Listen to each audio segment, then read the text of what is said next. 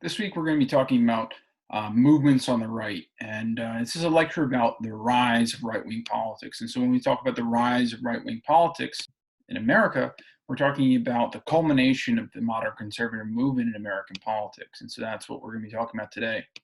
So, this lecture is going to be combining multiple themes that we've already covered in this semester so far. For example, the post World War II political landscape in America, particularly regarding anti-communism in America, which is a basis on which many conservative politicians in the 1950s and 1960s created their political careers.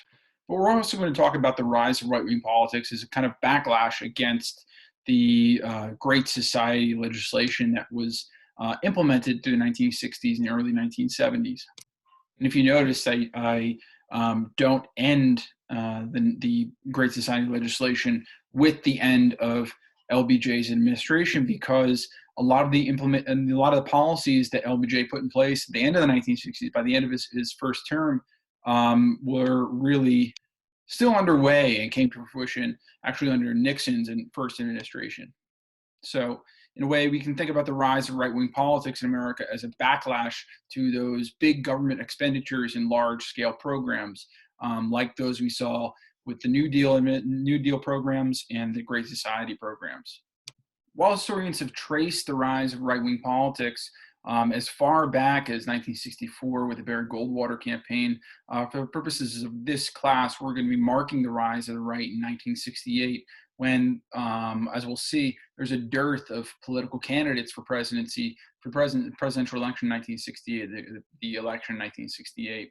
So on the left at this time, you have Eugene McCarthy, who's anti-war and anti-imperialist presidency. That's his platform. Then you have Robert F. Kennedy, who was really the probably the most viable political candidate for the left-wing politics at this time.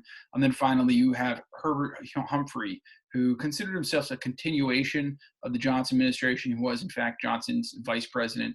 And he based his agenda on domestic politics and foreign programs. But nonetheless, he lacked the charisma and lacked the political support that a more charismatic political candidate like Robert F. Kennedy would have garnered from American populace.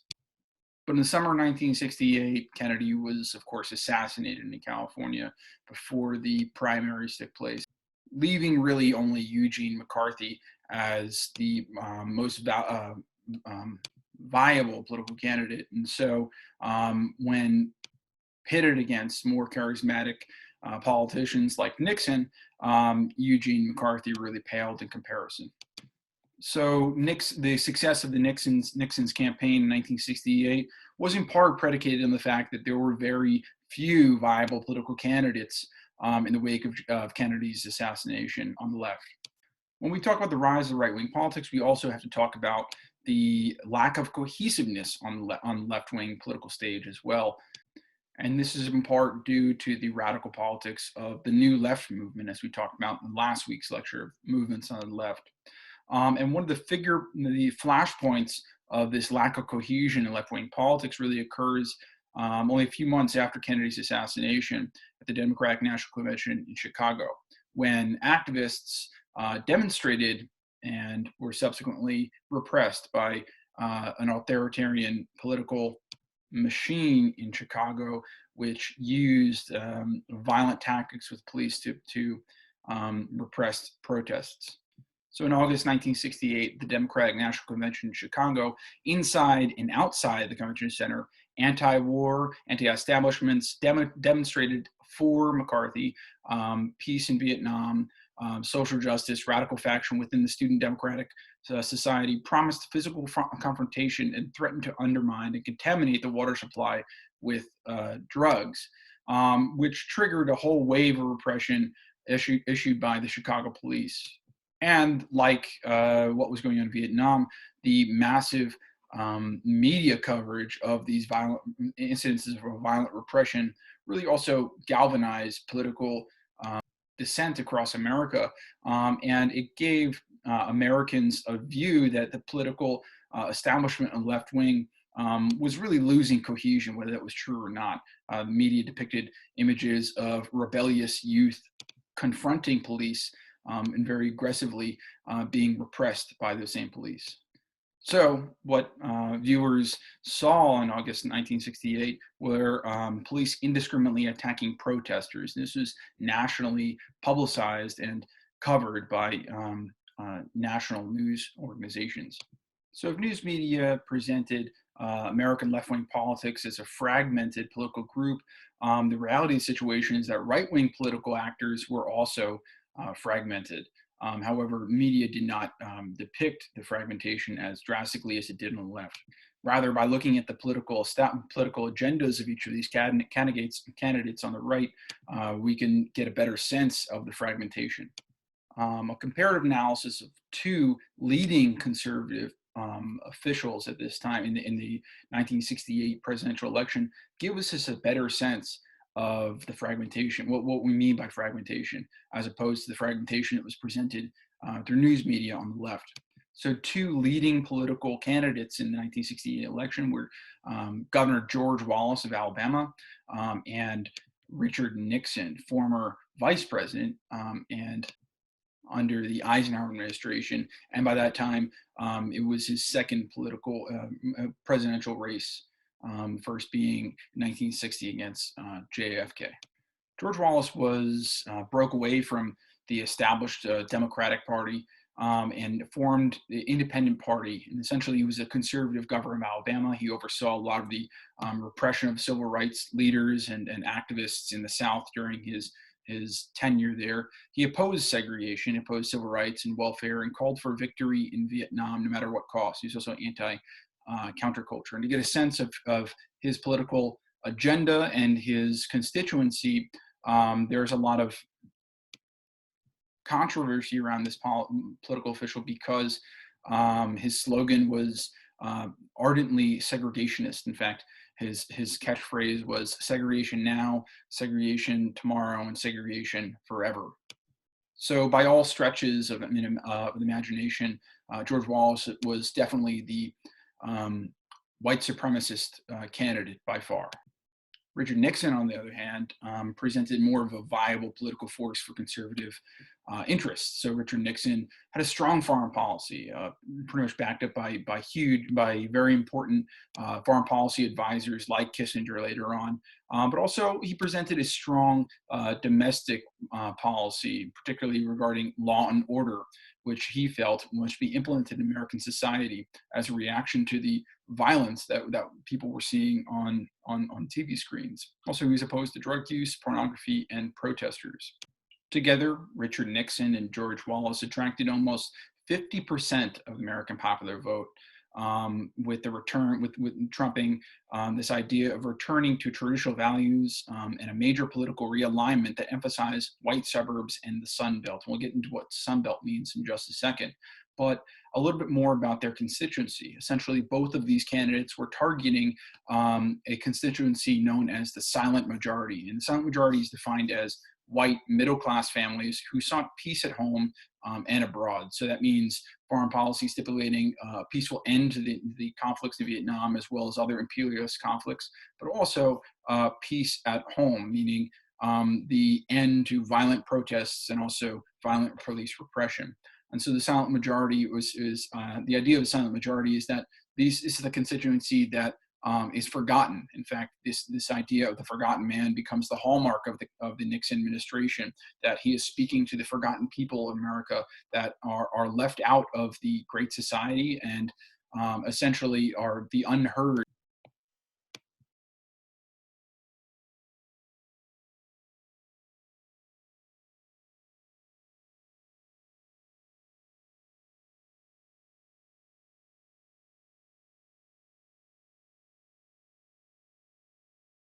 And this is particularly true for Nixon's campaign as well. So Nixon and his supporters saw a nation led by the silent majority, composed of largely white, middle class, and working class people who sought peace and honor Vietnam and had little sympathy for student activists, anti war protesters, welfare recipients, and civil rights advocates.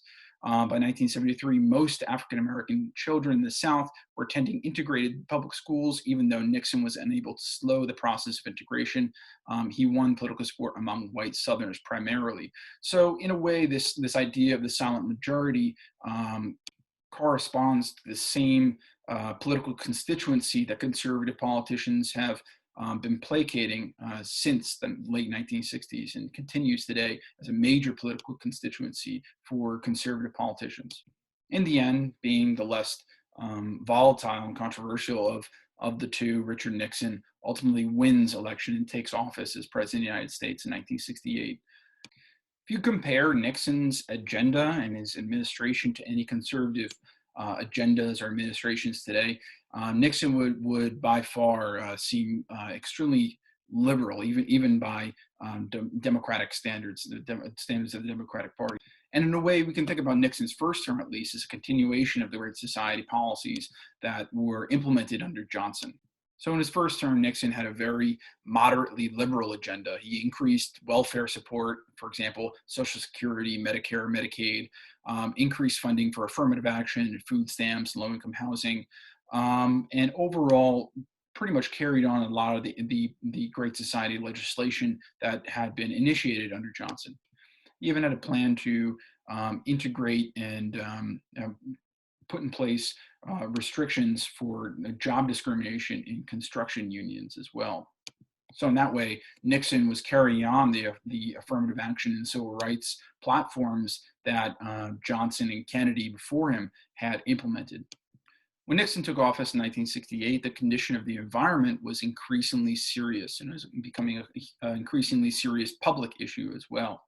Urban pollution, for example, and oil slick off the Santa Barbara coast in California, the declaration of Lake Erie in New York as an ecologically dead zone, as well as a number of factors really pushed environmental issues to the front.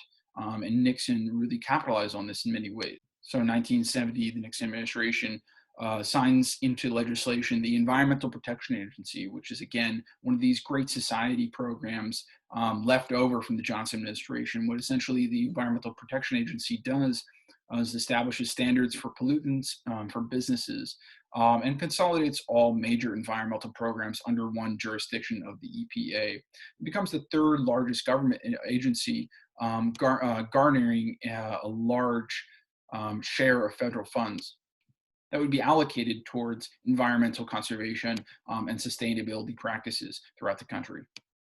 Beginning in Nixon's first term and carrying on to the second term, the United States and really global economies enter into a large recession, largest since the Great Depression in 1930. And by 1971, this type of recession was unique.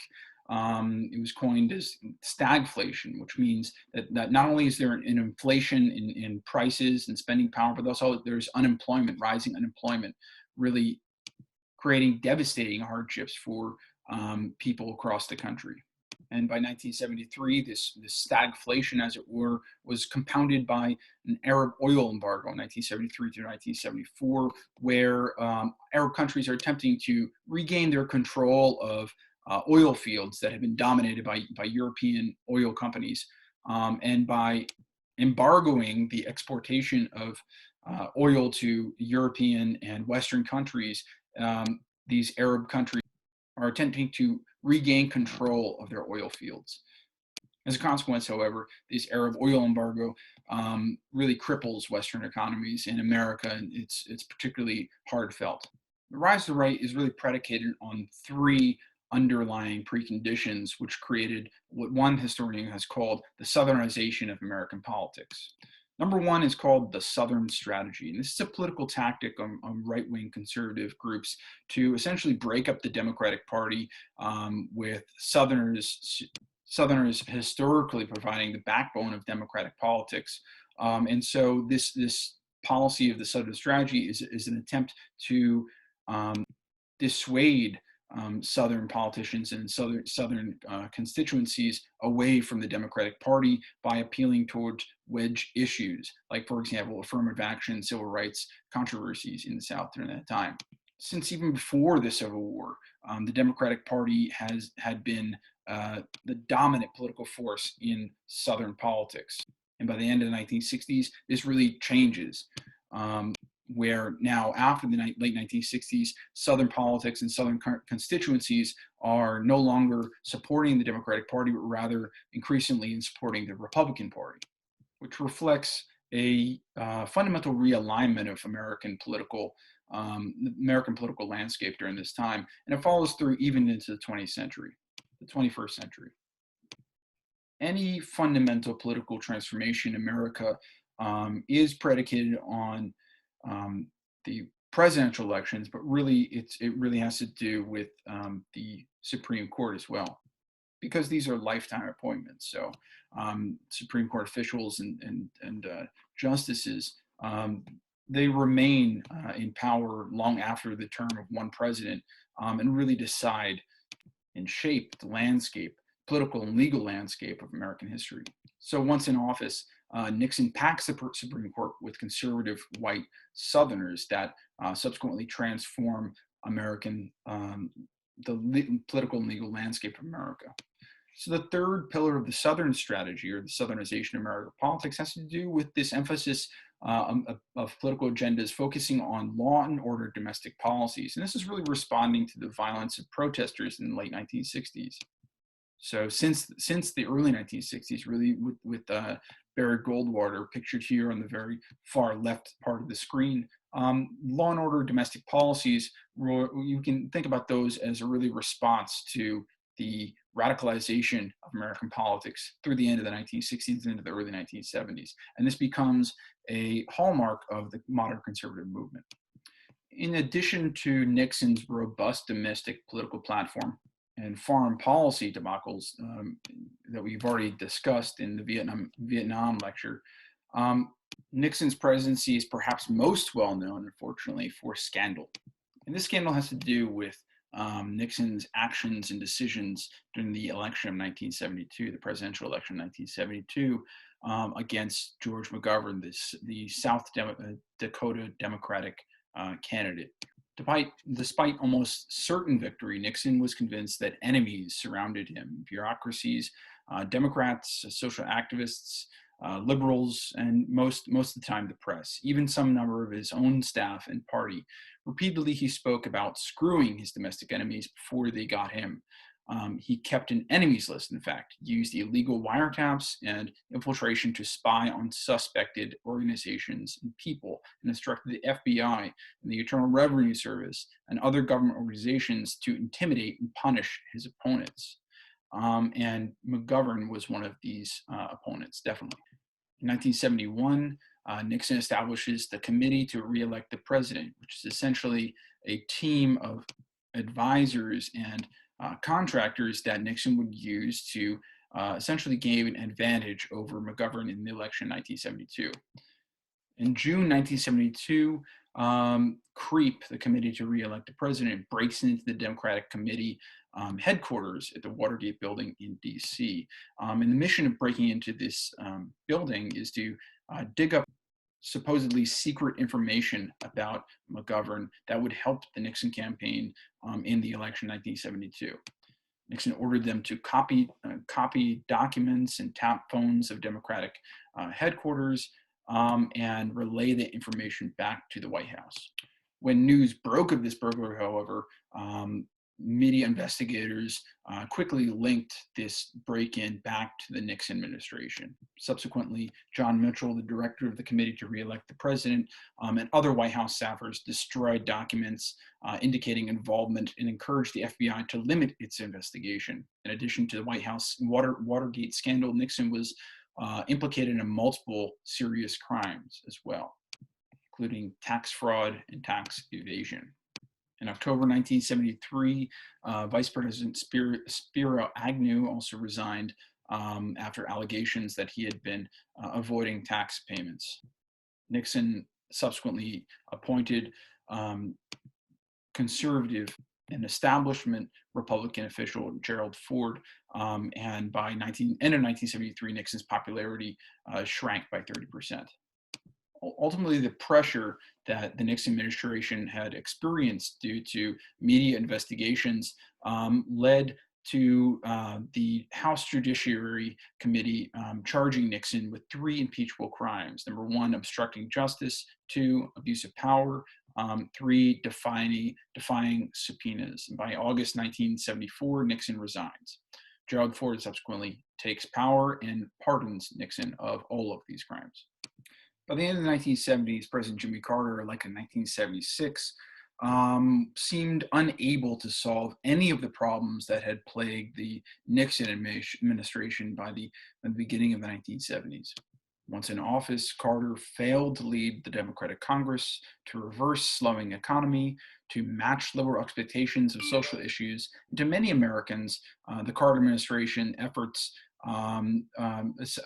indicated a weakness of the American government and an ineffective leadership in the form of Jimmy Carter. To many Americans, it seemed that the government was no longer able to support its citizenry. And this particularly was due to a crippling economic recession emanating from the Arab oil embargo and the stagflation before that. So in 1977, economic recession equaled reduced social programs. Carter chose to attack the recession by raising interest rates, cutting taxes, and trimming federal spending, including social programs.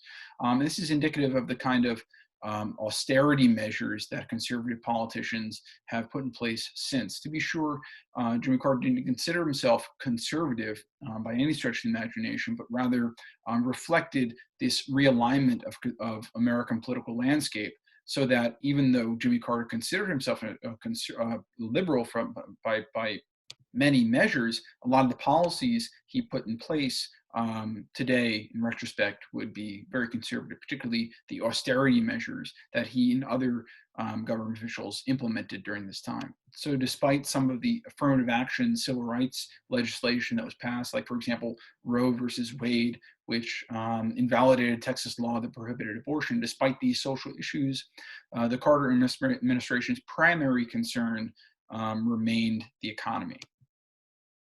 So when historians and other scholars look back to the Carter administration, they do talk about the austerity measures that Carter put in place. They do talk about the gas lines due to the Arab oil embargo. They do talk about the environmental concerns. But foreign policy is one of the more robust aspects of the Carter administration. So Carter's foreign policy entailed a reorientation of American foreign policy away from the Cold War-oriented kind of politics that shaped much of American politics through a fear of communism. In Nicaragua, for example, Carter halted economic and military aid to Chile and Nicaragua, indirectly supporting Sandinistas in Nicaragua, which ousted a dictator in that region of the world. In Afghanistan, for example, the December 1979 Soviets invaded Afghanistan, and Carter immediately imposed economic sanctions on the USSR and boycotted 1980 Olympics in Moscow. And then also probably the most lasting impact that the Carter administration had on American foreign policy was with the Arab-Israeli Camp David Accords that took place in September to March 1978 to 1979. So Carter in this incident established diplomatic talks between Egypt and Israel, which was the first treaty between an Arab state and Israel, and remains one of the touchstones of Arab-Israeli relations today. So in some senses, Carter starts a conversation between Israel and the surrounding Arab countries, which continues in a strong way today.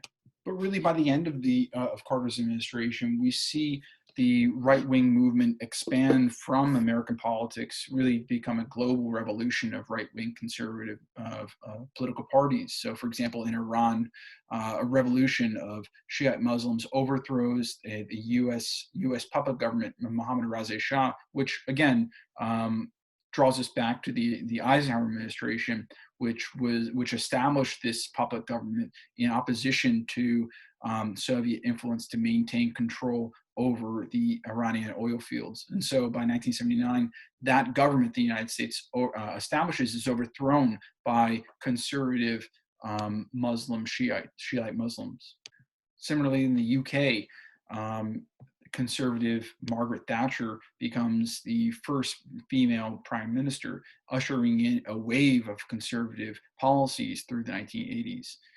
And then coming back to America, the election of Ronald Reagan in 1979 represents the culmination of right-wing conservative movement in America. At the end of the Carter administration, a growing number of people were arguing government activism. Liberalism is no longer the answer, they say. It is the problem. And this is exactly what Reagan suggested. Many, like Reagan, argued that government was inefficient and that liberal programs made victims of middle-class Americans who worked very hard, saved their money, and belonged in the strong traditional family values that had animated the post-World War II American economic dominance during that time. The activism in the 1960s really was seen as a breakdown of effective governance in America. And so conservatives argued that liberal views threatened to, quote, destroy everything that is good and moral here in America. And so by the end of the Carter administration, we see that many conservatives had grouped around this ascendant new right, which culminates with the election of Ronald Reagan in 1979. Reagan's platform had three pillars. First of all, he's a great communicator. He's an actor by trade, and he translated those skills as an actor to his presence as a political leader. Second of all, he valued free market capitalism, and by doing so, point three, he suggested a program of reducing federal government expenditures. And so Reaganomics is the backbone of Reagan's economic policy through the 1980s. Reagan promised to restore America by reducing government involvement and freeing American ingenuity and competitiveness. And he embraced the social positions of the new right. The election of 1980 was the beginning of a new conservative era and really the dawn of the modern conservative era that we now find ourselves in. Reagan brought to the White House two distinct advantages that were lacking in the Nixon and Carter administrations. First of all, he had a clear and simple vision of the type of America that he wanted. And he possessed the ability to convey that image to the American public. Now, Reaganomics, again, is the backbone of his economic policy, which entails tax cuts for wealthy and deregulation of industry to benefit the economy. This works in three different ways. First of all, it sought to improve the economy via gutting the Great Society legislation that was passed in the 1960s, 1970s, increase military spending to promote a stronger image of American foreign policy, and then three, reduce taxes and government restrictions to liberate, so to speak, free trade in America. Reagan slashed more than $25 billion from social programs, including food stamps, public housing, jobs, and education that was orchestrated and implemented through the Johnson and Nixon administrations. Overall, Reagan sought to create a better business climate for corporations. The change in anti-monopoly policy made mergers easier, and since the New Deal, justice departments and courts had generally hampered hard mergers of companies in the same or related fields, carrying on the progressive legislation of the 1920s and 1930s. But in the 1980s, with Reaganomics, a new approach allowed such mergers, and they proved not only to obstruct eventual competition, but to increase corporate expenditures and through government support. So in a way, we can see the Reaganomics as a reversal of the Great Society legislation rather than placing restrictions on corporations and providing programs for poor people. Reaganomics entails reducing restrictions on corporations and rather providing support and financial aid to those same corporations. Reaganomics, however, proved only to be a quick fix with longer and more dire ramifications than the country had seen in the 1970s. By the end of Reagan's second term, the economy began to slow and expose important weaknesses. The federal deficit reached nearly 100 billion a year, adding to a national debt that stood at nearly 3 trillion, requiring an annual interest payment of 200 billion per annum. Inflation dropped by 4% and unemployment fell to 7.5%. But overall, America increased its debt and annual deficit over time. Socially, in America, the gap between rich and poor widened over Reagan's tenure as the percentage of national wealth held by the top 10% of American families climbed from 67% to 73% between 1980 and 1988. The number of people living below poverty line subsequently also increased, as did the number of homeless during this time. So really, we can see the creation of the 1% and 99% that we saw, that Occupy protesters in the first decade of the 21st century lamented. We could see it as the basis of what Reaganomics produced in the 1980s and early 1990s. Despite its limitations in terms of economic policy, the Reagan administration nonetheless oversaw the end of the Cold War. In 1985, Mikhail Gorbachev assumed power in the USSR and implemented a policy known as perestroika. And this meant, number one, the reorganization of the Soviet government. Number two, the reduction of arms stocks, particularly nuclear arms stocks.